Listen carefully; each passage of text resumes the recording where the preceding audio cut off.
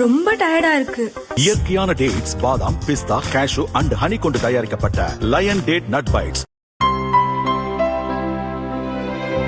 இனிமே கண்ணை மூடிட்டு கடலை எண்ணெய் வாங்கலாம். ஏன்னா மந்த்ரா கடலை எண்ணெய் இதயத்தின் தயாரிப்பு. வறுக்க, பொரிக்க, ஏன் எல்லா சமையலுக்கும் மந்த்ரா தான். மந்த்ரா கடலை எண்ணெய், அபார ருசி, ஆரோக்கியமான உடல் நலம். திமுக கூட்டணியில் நீண்ட இழுபறிக்கு பின் இந்திய கம்யூனிஸ்ட் கட்சிக்கு 5 தொகுதிகள் ஒதுக்கப்பட்டன. அதேபோல் மார்க்சிஸ்ட் கம்யூனிஸ்டுக்கும் 5 தொகுதிகள் வழங்க திமுக முடிவு செய்தது. அதை ஏற்க மறுத்த அக்கட்சி சென்னையில் நேற்று முன்தினம் தேசிய பொதுச் செயலர் பேபி தலைமையில் மாநில நிர்வாகக் குழுவை கூட்டி ஆலோசித்தது. சென்ற முறை போலவே 6 தொகுதிகளுக்கு குறையாமல் பெற முடிவெடுக்கப்பட்டது. முதல்வர் ஸ்டாலின் அழைப்பை ஏற்று சென்னை அறிவாலயத்தில் மார்க்சிஸ்ட் மாநில செயலர் சண்முகம் தலைமையிலான குழுவினர் நேற்று சந்தித்தனர். அப்போது சில சிறிய கட்சிகளுக்கு தலா 1 சீட் ஒதுக்க வேண்டிய நிலை இருக்கிறது. கூட்டணியில் கூடுதல் கட்சிகள் இடம்பெற்றதால் 6 தொகுதிகள் தர முடியவில்லை, 5 தொகுதிகளை தருகிறோம். அதை ஏற்று கூட்டணிக்கு ஒத்துழைப்பு தர வேண்டும் என முதல்வர் ஸ்டாலின் கேட்டுக் கொண்டார்.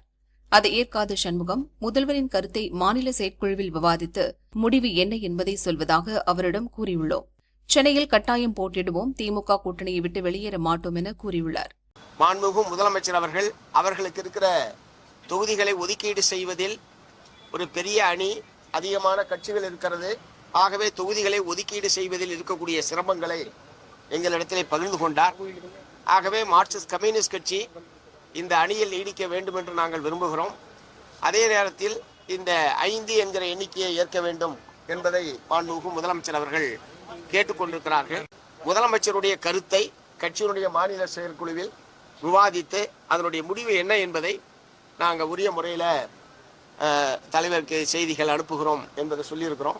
இதேபோல் விசிகாவும் இரட்டை இலக்க தொகுதிகளை எதிர்பார்க்கிறது. அதற்கு திமுக ஒப்புக்கொள்ளாத நிலையில் சென்ற முறை பெற்ற 6 தொகுதிகளை விட கூடுதல் தொகுதிகள் வேண்டுமென வலியுறுத்தி வருகிறது.